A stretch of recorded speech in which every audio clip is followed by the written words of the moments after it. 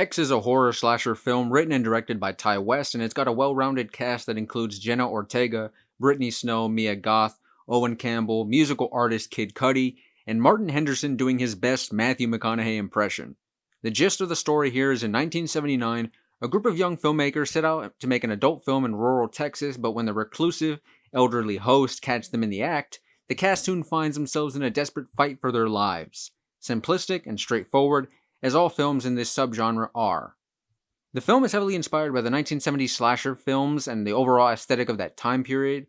You look at these side-by-side comparisons with the movie X and the original 1974 Texas Chainsaw Massacre, and the influences become much more clear. Tight shots of packed people in an old van and characters walking in the vicinity of an imposing, isolated home out in the middle of nowhere in Texas, and even the cinematography, you can see the film grain in both of the outside stills. There's even this shot of Jenna Ortega in the film, which pays, homage to the iconic shot of Jack Nicholson in the 1980 film adaptation of the 1977 Stephen King novel of the same name. The inspirations are also noticeable in the editing decisions. There's actually quite a bit of wipe-away transitions that you've probably seen most in this little 1977 film called A New Hope. So with a clear tone being set, the question begs, is it a good movie? It's a little complicated, but I'll explain. X delivers some seriously impressive direction, terrific cinematography, a hauntingly beautiful score, great atmosphere, the sound and set design is knocked out of the park, and it's well paced. But what brings it down from great to good is the characters had absolutely no arcs or layers to them and were given a massively cynical story, though I think that was the director's intention.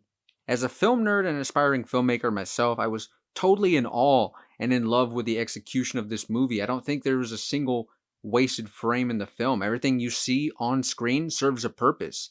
If you see a cheeky painting of a woman getting her panties ripped off by an alligator, chances are you're probably going to really see someone in the film get eaten alive by a gator. Some of my favorite moments were the hauntingly beautiful female echoes that accompanied some of these off-putting wides and establishing shots. There were some pullaways that would reveal a character's presence in comparison to their surroundings. Some great moments where the shots would get tighter and tighter to confirm to you that yes, you are seeing that creepy thing you thought you saw in the distance.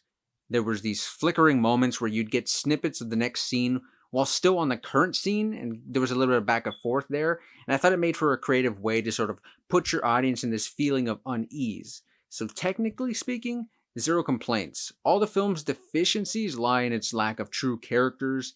Everyone you meet here, just take them at face value, because any backstory that they're given doesn't extend beyond surface level stuff, and there's no real moral or theme to take away from the story other than, I don't know, life just happens. People do whatever they want when they're young, good, bad, or indifferent, and then you get old and you can't do anything anymore.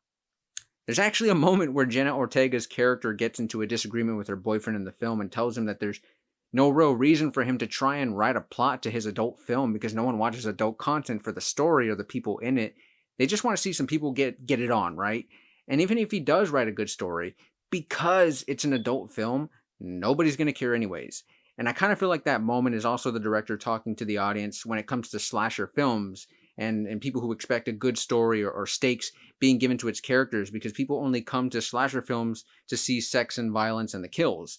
And so I think that's the reason why the film is the way it is, and I understand it, but man, it feels like such a missed opportunity to stand out and make this movie mean so much more. And Ty West also produced this movie, which is why it's so mind-boggling to me. Like, you don't need to answer to anyone, so why not try and say something of significance with the massive indie film spotlight of A24 Productions? But that's just me kind of rambling and my own personal gripe with the story. In the end, X is worth the watch for the direction of the film and the cool kills in it. I just think that the story and the characters kind of bog it down a little bit and give it down. It brings it down from a solid A minus to a solid B movie, and I guess that's just all this is going to be. But yeah, if you enjoyed this review and you want to see more videos like this on the channel, well, consider subscribing because I'd love to have you along for the ride. But until next time, this has been Millennium Movies, and I will see you all very soon.